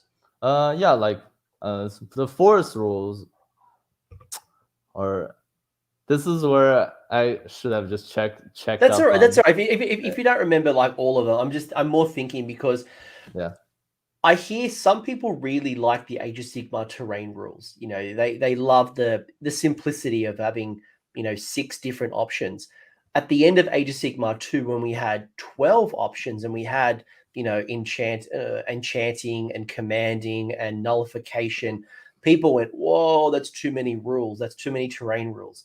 But then you look at 40K and the way that they've defined line of sight blocking and level 1 kind of terrain, you can't see through it unless there's a window, and do we want to get to that granularity of terrain? Maybe not terrain rules was not the right phrase. Maybe like more like line of sight blocking pieces.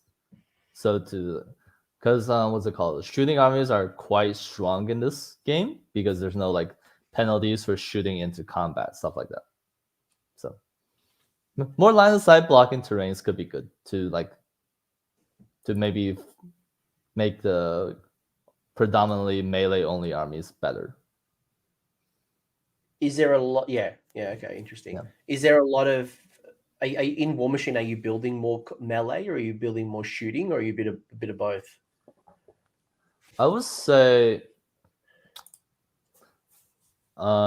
predominantly you build melee, as in most ranged armies in what's it called? In War Machine, hordes tend to become very like board control-y, or you're just killing them from far distance away so they can't really get to you, and then those armies done well creates a really like negative like play experience. It's just like your melee armies can never get to their stuff. Which is just like 50 set, like 15 Illumineth Sentinels, right? Like that would be that would be our version of that. Yeah, basically that. Like scenarios help balance it, but yeah. But besides that, I think the AOS is, I would say, pretty good. Like a turn already. Like some people will never be able to accept the fact that there's a double potential. Like I went, then my opponent went twice, and I lost because of it. That'll be a hard barrier for people to cross, regardless how you like explain it to them. So, and a lot of people still do that, even in our community. You often talk to people and you ask them, what happened in your game, and a lot of the time it's, I got doubled. And I think that's the easy answer. If you say I got doubled, well, yeah, of course, that.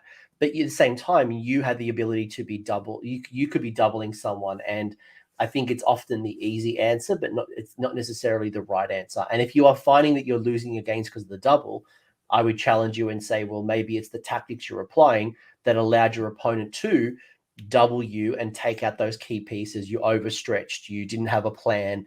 You didn't have enough defense or some command points to do the things that you need to do in order to protect yourself. Yeah, most time if your opponent's double is very devastating to the point where it's like game winning, that's probably most of the time usually means you overstretch your lines. Like so they got to like hit one side of it and then they double and then they crushed in. Sometimes it's not the case, but those are, I think, rare and far in between already. Like most of my games, like the games I lose, like yes, sometimes I get double, but those games are pretty doomed to begin with. Like yes, I got doubled, but my snakes already got charged when they took their regular turn. So the fact that I got double didn't help me come back to the game, but it wasn't the reason I lost. The other part as well is there's been plenty of times where I've given away the priority roll. So I could have doubled you, but I actually gave it away because I'm comfortable enough that I can deny you from scoring. If I'm in combat, I'm able to handle you. And I don't need the double turn to win, or I'm delaying the double turn till the time that it matters, potentially turn 3 to turn 4, or maybe I want to plan for Titanic Shift and remove the objective in turn 3. Winning Yes. priority between turn 1 to turn 2 isn't nearly valuable as turn 2 to turn 3 or turn 3 to turn 4, right? So that's often, where the planning and, the offensive versus defensive mindset comes in. And, to Jack calling it out, it's the hardest skill to learn, preparing yourself for the double. It's easier to complain, but it's that reflection point of what could I have done differently if I lost the priority roll that might have changed it. And it might have been that I didn't advance up the board nearly as much as I should have, or I did, and I made their charge harder. I kept myself out of their range of their key shooting. I did something that I had a wizard in range to unbind where previously I didn't. Yeah, it's pretty hard. It's hard to prepare for those things, which makes it like Sure. easier to like complain about it. I'm a pretty big fan of like Titanic Shift to just blow up an objective if your opponent gets the priority, and then you get going second on battle round 3. I think that's pretty important because it gives you something like sometimes game winning. Like yes, your opponent doubles you, but you blew up the objective that where most of his army are, and then now he has to like spend a turn going places. Now he doesn't get to like attack you how he wants to. And a lot of opponents don't have the speed to then get into the other objective to get them scoring. So if they don't have the teleporty or the movement shenanigans, you've now kept some of their army out of the fight for the last 2 rounds, and that's where you can claw back. So again, thinking offensive versus defensive, what happens if my opponent was to take the Titanic Shift, remove the objective off me? How would I get in and keep scoring my battle tactics and scoring the objectives? And what teleporty movement, how long would it take me to shift my army up the board? And again, having that plan will help you dramatically. It won't work all the time, but it's thinking about offensive and defense. Yeah, sometimes you just get alpha twice by like Iron Jaws. It's a loss anyway, so sometimes the Terrorgeist rolls 3 6s on its maw and does 18 mortal wounds. Like sometimes these things happen. Yeah. A lot of cool discussion, and I think we could talk for hours. That was quite entertaining to talk AOS in this capacity. Is there anything else you can? I've got one final burning question I want to ask you. But is there anything else that we could learn from even the way tournaments are run, the way that you mentioned that in Age of Sigmar we have a lot of cool painting stuff and display boards. Anything you're even thankful for in Age of Sigmar that you didn't have an opportunity to have in Warhammer? I think just all the different prizes AOS have is like really encouraging for people to play in it. Like the best like Grand Alliance, like best orders, best like stuff like that, and then like some tournament even go as say best factions, and then I think encouraging like hobby awards are like very important. And then like sportsmanship when it doesn't tie into like game scores are also really good. So like because sometimes you get if sportsmanship are part of like the scoring for like best overall stuff like that, it can get kind of muddy. But even then, it doesn't normally like affect the outcome that much. Like normally, people that do very well are very like pleasant opponent to play with. Like says the guy who won best overall at was it Austin? Where because you're best general, you placed what?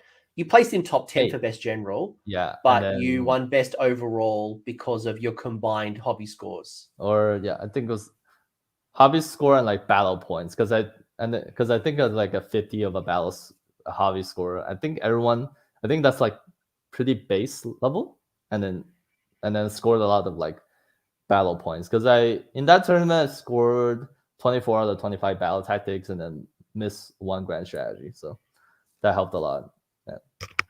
Yeah, That's a look, cool award. I haven't played in many communities, but I'm very happy that, and something that I try to offer, and maybe this comes back to people not dropping nearly as much in Sigma versus other games. Magic is obviously a great example. There's literally no hobby awards because I'm not painting my cards. It's not like best vintage card that's blue. But having these awards, whether it's, I play Gits, right? And if I bring my Gloomspite Gits to a tournament, me going 5-0 is like, I'm go and buy a lottery ticket. But if I can win best destruction, it's an incentive that keeps driving me in my competition, or even just trying to do better with my Gits than other Gits players is an intrinsic incentive that keeps me going and trying to do my best despite not having the ability to go 5-0. Yeah. And even the mentality of like, I know Gits aren't that good, so I'm not going there to 5-0 because I wouldn't bring Gits to 5-0 at an event right now. Yeah, those armies are the less played, or like the weaker armies are usually. I'm pretty scared to play against those because you normally don't get to play against them a lot. So I'm worried about things that I don't know. So it's hard, and it's hard for me to ask questions right before a game starts. Like, so what does your army do? Like that doesn't help me. Like I have to see it happen to me, and then it's like, oh yeah, that's not good. Yeah. So I learned that way. So like I play against things that I don't play against normally, I would just make it more difficult for me, I would say. Yeah. I'm the same type of player. I learn best from experience. So I will I'll read a battle tome and I'll go, right, intellectually I understand, but the minute that it's on the table and then I see the damage output, the movement shenanigans, whatever it might be, I'm like, right, I get it now. Now I can play around it. And that's like every piece of chaos, game is close. And you're right, like, there's a lot of cool games, you can have a lot of fun, but going in and I'm being told you fear Harkuron. I don't know if that's true or not. I have no idea. I don't know. Maybe because I haven't Because you haven't played it. Yeah, there was the SoCal tournament in round 4. I played against an Ambolg army with the double Frostheart Phoenix, 3 Hydras, 2 Charybdis. Like, I saw that list. Looking back, it's like I should be happy I got drawn into that. But going into it, it's like, well, I don't really have any idea how this game goes. I probably score a lot of monster points, but like there's a sense that I might get overwhelmed by all the random like Hydras and the stuff like this, and then like the Frostheart Phoenix's aura. So I could think about what could happen, but like obviously they have played multiple games of that versus me having never seen that army play. So and that's why sometimes my advice, if someone's going to a tournament, is to go and headhunt those people. Go if you've never played against Lumineth, because there's no Lumineth player, or if you haven't played against Suns and the big Gargants, and you've heard the horror stories on the internet, but you haven't actually played against Suns, we'll go out and try to find that person. Go and see if there's a player on Tabletop Simulator. Go try to find someone in your outside your community to get that experience, so you're better prepared on the day. Last question I've got for you before we wrap things up is, well, it's kind of maybe a two-parter. I half know the answer, but I want to see if you know it anyway. In 2018, you were on a podcast with Muse on Mini, and you had some tactical tips in 2018 on War Machine. Yeah. Do you remember what those tactical tips were in 2018? Oh man, there's no way I remember that. No. I knew that was going to be your answer, which is why the other part to that question is that you're in 2021. What is Tom's tactical tips for Age of Sigmar right now? Because you've gone well. I'm gonna repeat for the people who joined us late. You went 8th in the US Open in Austin, 5th in SoCal Open, 9th in New Orleans Open. You were best overall at Austin. You came 7th at Old Town Throwdown 2. You've done really well, and you've been here literally 3 minutes now. You've been here 3 months playing Age of Sigmar. So, you haven't had a lot of time, but you've crossed the line and you've done it really well. So what is Tom's tactical tip for Age of Sigmar from everything you've learned so far? Honestly, it's just like for me, it's just trying to play as many games as possible. Like you can think about all the things you want, like this. Like people say this goes really well. This is the best army, and then I should be playing this, this, and this. But honestly, you just have to find something that looks good. Like I would say this, something that looks appealing to you, like the models. Because regardless of how good it is, you're gonna be looking at the models you play with more than whatever you play against. So find something that you like looking at, and then just play them. Like I picked Nihon beginning, and then I bought dollars after that. It could have been It could have just as well been Hedonites. It was dollars Hedonites. It was very close. And then like I picked dollars at the end. Just pick something you like looking at, and don't try not to think about like the results. Obviously, yes, winning is good, but you need to be. You're gonna lose more games than you win, just overall. Like if you play a lot of games, that's just what's likely to happen. At least from when I played War Machine, play Magic, that just you need to get used to losing and then get something out of the games you lose. Because those games you usually remember more vividly. Because you like unless for me at least I don't like losing, so I remember those things really well, like why I lost and stuff like that. And then just try to analyze it, try not to lose to the same thing twice, like not even the army, just the same kind of mistakes. And then just play. And then you have to have fun in these things. Like that people say it all the time, but you have to have fun. Because it's a lot. AOS games take very long to play, and if you're not having fun, and if your only fun in the game is winning, then you're gonna be in for very like bad times. You've raised some really good points, and hopefully, like I can't look. It's obviously I won't go to Jack for some advice. Jack's saying that while he agrees with you, and you learn when you lose. He claims that he's won more than he's lost, but nice. I don't walk around with a 50 Sentinel crutch, so I'll keep that in mind, Jack. Thank you for the hot tip. But I think it's key, right? When people lose, you've got to ask yourself, what could I have done differently to have changed the situation? And some of my favorite things to do is to ask my opponent, where did it go wrong for me? What is it that you did? And my opponent may not be ever right. Like they might miss the mark completely, but then they also might bring up some really good ideas. You're like, oh, I don't know why you went for that objective. Oh, I think you pushed yourself too far. Or the minute you opened up that space at the back, it allowed me to bring something in from reserve. So I was really worried about this until you did this. And I'm like, okay, cool. I'll keep that in my mind. I'll write it down. Adult learning principles show that we learn more and retain more when you write things down. So write it down, make sure that you've got that knowledge. And then you, especially at a tournament where you've got 5 games potentially, or even 3 games at a local store, I can immediately apply that feedback on the spot, as opposed to trying to remember it the next game I play, which might be, a week from now, 2 weeks now, a month from now.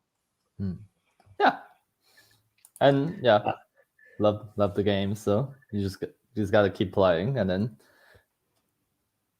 have fun. Yeah. So it's just the chat going crazy because I threw shots at Jack.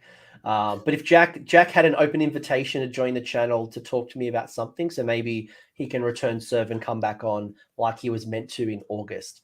But in all seriousness, Tom, this has been awesome.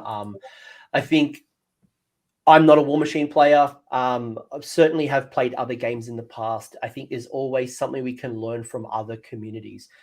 I try to expose myself a little bit, not like expose myself, but I try to like learn from what's Magic doing. Even from my own channel, like as a YouTuber, I'll watch 40K content. I'll watch Magic the Gathering. I'll look at, is it Tutalian's College? I think he's like an educational Magic the Gathering channel. And I'll look at I think there's another guy who does like buy and sells for Magic. And I'll watch them and go, what are they doing that kind of works that maybe I can borrow in my community? And I think learning from the War Machine, Warmer Horde faction. And if you are watching this and you are from War Machine, maybe you've stolen some ideas from Tom. Bring in some allegiance or faction type of incentives if you've got a problem with players dropping through the game. Look at the incentive structures, and we all become a better wargaming community. Yeah. Any final shout outs? I'm going to put your Twitter handle. It's not in the description right now. You are on Twitter if people want to chat a little bit more. You are a West Coast player, if that's correct. Yes. Try to. One thing about AOS is just like it's hard to track down where all the tournaments are, and I would just find out about tournaments like, oh, there's a thing happening in 2 weeks, so like over here, and then I wish there's like a central calendar of like when stuff are happening, but I know that there's obviously difficulties with that. But I try to go to the tournaments I can find and that are not sold out. Those are a lot of fun, and I had a lot of fun like these like very short 3 months of just playing AOS. Like all the opponents I play against are been pretty fantastic. I learned a lot just playing games and just watching the games. Like I really enjoy watching games more than I play sometimes, and then especially in AOS because there's a lot of decisions that goes into everything, and then it's just cool for me to just watch games. Like that's why conventions are awesome. Well, if you want to watch, there's plenty of awesome battle reports. Obviously, Jack from Rerolling Ones is a great one. Season of War is another one. A lot of great creators out there, and I think that's probably one of the other cool things is that I think the hobby community is well supported through blogs, podcasts, Twitch streams, YouTube reports. There's a great following. Follow Tom, ping him so he can kind of see all the tournaments that are happening in the local community to make sure he's not missing out. Yeah, you are a legend. I've learned a lot. I might one day paint my little Warmer Hordes model. Nice. She is really cool, actually. She's like a little bathing. She's great, but she's a Daughters of Cain model. But don't tell Games Workshop. Actually, it doesn't matter. Armies on Parade's over. Yeah. Final note. Just by dragons. Are you excited about these big monsters? They probably don't seem to be featured in War Machine. I am gonna pick up some of those Stormdrake Riders and might play around with some what's it called? Stormcast Eternals. Yeah, that's what the faction's called. Yeah, nice. Yeah, I've got dragons. They're all hiding over there after they did a bunch of videos. But all right, I'm gonna wrap up after like 7 attempts. This has been great. Tom, thank you so much. It's been an absolute pleasure. Glad we got through the tech issues. I hope you have all learned a few things about War Machine. If you were a War Machine player and you now play AOS, I'd also love to hear from you. What have you noticed that's different? What do you think Age of Sigmar could learn from War Machine, and what could we do to improve? I think we could always improve. We can improve our events. We can improve our attendance, our play style. Let me know in the comments. Tom, you're a legend. We're dropping off. Thank you. Thanks for sticking around until the end. I hope you found that video interesting and you walked away with a few new ideas. If you did, I would appreciate it if you hit like on the video, as well as left me a comment. Let me know what your thoughts are in the comment section below. The conversation will continue over on Discord, so link is down below in the episode description if you want to join the Discord and continue the Age of Sigmar conversation. I want to give a massive shout out as well to these absolute bloody legends, these champions who have continued to support me through Patreon or YouTube members. That is going directly into supporting the maintenance and the growth of this channel. So thank you very much, guys. Much appreciated. And until next time, roll more sixes.